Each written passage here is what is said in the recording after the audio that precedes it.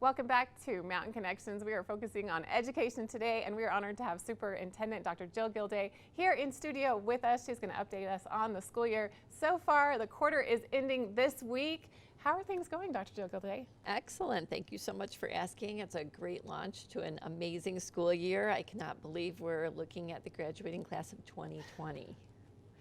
It is hard to believe, and hard to believe we're already through the first quarter. When you look back on the school year thus far, what stands out? Oh, the amazing student accomplishments and accolades. There are many, and we're really trying to focus on those because I think they don't get a lot of coverage or a lot of press necessarily, but just to watch the student successes every month. This month, I think we're highlighting about 20 different things that have happened just in the last month, from the last board meeting until this board meeting. So it's everything from arts to academics to athletics, and just our kids reach and meet success across all venues, which is just so inspiring to watch this generation. It really is, and you're right, the school district is always getting awards, the students are getting awards, the teachers, the educators, they just kind of pile up, which is wonderful, but sometimes they get overlooked. Right. So I think a couple things to mention. I actually saw you at a football game recently. Yes. It's fun to see you there, but our football team is undefeated. This is a little bit unprecedented and unusual for us. Oh, it's a great team, right? It's all about teamwork, and I think that's what they're demonstrating, and they're undefeated right now with their last finalist round here on Wednesday. So that's exciting. And then later on the show today, we're going to focus on the 6 National Merit Scholarship semifinalists. That's big. The school's never had so many in one high school. Right, and that is top 1%, right? So these kids are scoring in the top 1% of the nation on standardized testing, which hopefully will earn them some scholarship awards, some scholarship money. But really that National Merit semifinalist, it looks at the work of the whole family, the whole community, because it's about all of the experiences the kids have, not just school experiences. So they really need to be a well-rounded individual to become a semifinalist. They do, and these are amazing young people, and I'm thrilled that you'll be meeting them today. I'm excited for that. And then niche.com recognized Park City as a top school district here in Utah. That was quite an honor as well. Absolutely. It's so fun to see ourselves in those rankings, and I know I would certainly rank us that way. I'm thrilled with my daughter's experience here in the schools. She loves it. Really exciting. Lots of things happening. Also, United Way presented a big grant for after-school programs, and then Park City Education Foundation recently had their Red Apple Gala, raising a lot of funds. That money goes directly into our schools, supports so many great programs. It really does. We were talking about robotics. You know, we've had 3 teams that have gone to Worlds, which is, again, kind of unprecedented. So our kids get opportunities they would never have in other places, and that's what I think makes Park City so special. Absolutely. Now, last month we talked about master planning. Do you want to give us an update on that? Absolutely. So tonight is our next board meeting, and we'll be talking about, we really put out 10 priorities out in this last survey round, and the 10 priorities aren't about a wish list, but they're more about the consideration of what the board has to really think about, all of those different competing factors of things that are important to our community. So I think we're starting to see some good concurrence around certain topics, which I think will help the board to make a decision probably by the end of this year, by the end of December, at least on some pathways that we can explore.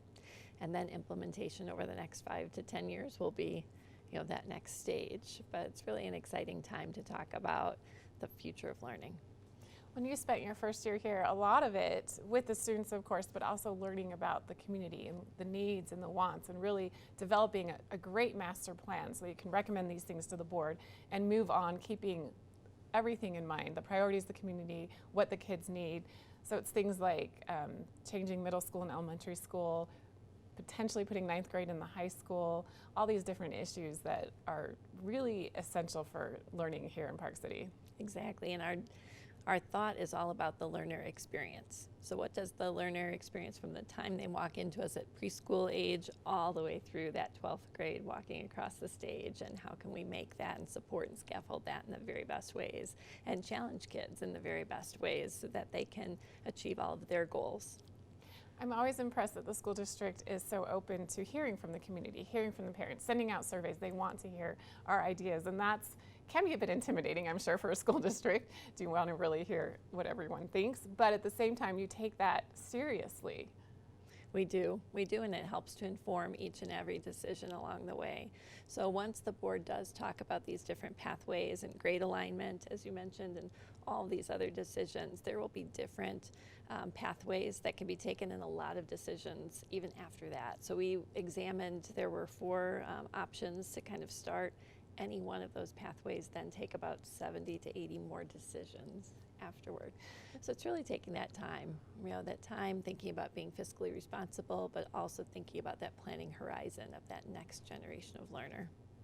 It's going to be exciting to see where it goes, the changes that will be made. It really will. One of your priorities for this school year is focusing on the whole student. How are you doing that? Exactly. Well, we look at all those different kinds of achievements, right? We look at how we bolster our student resilience and social emotional well-being. We look at their academics, and we look at all those great extracurriculars and opportunities that we offer, because through all of that, we see our kids becoming very active within the community, even at young ages. Our McPolin kids went out and talked about climate change. Our middle school kids are talking with the county about plastic bag bans. So our kids are interested in so very many things, and to give them kind of that pathway to be able to influence the community is really exciting for them. And I think our community enjoys hearing student voice as well and educator voice. So it's providing that platform. And you spend a bulk of your time with the students, actually interacting with them, finding out how their learning experience is going, and also with their teachers as well. Anything that you're especially looking forward to in the next quarter? Oh my goodness, this middle of the year goes so quickly. It goes so quickly because we have our academic track that continues to the semester, but we also have that wonderful winter break where we have that time with family, and then come back to the new year. Well, thank you so much, quick. Dr. Gildea, for being here. Definitely an honor Absolutely. having you here in studio. I know how busy you are, so thank you for taking the time out of your day to be here. Thank you. It's great to see you. All right, check out pcschools.us online for more information about everything happening throughout all of the Park City schools here in our local community. Again, we want to thank Dr. Gildea for being here today, and exciting to hear all of the accolades and accomplishments of the district, and looking forward to the rest of the school year. We have more coming up. In fact, the National Merit Scholar semifinalists are here in studio. We're going to hear from them next. We'll be right back.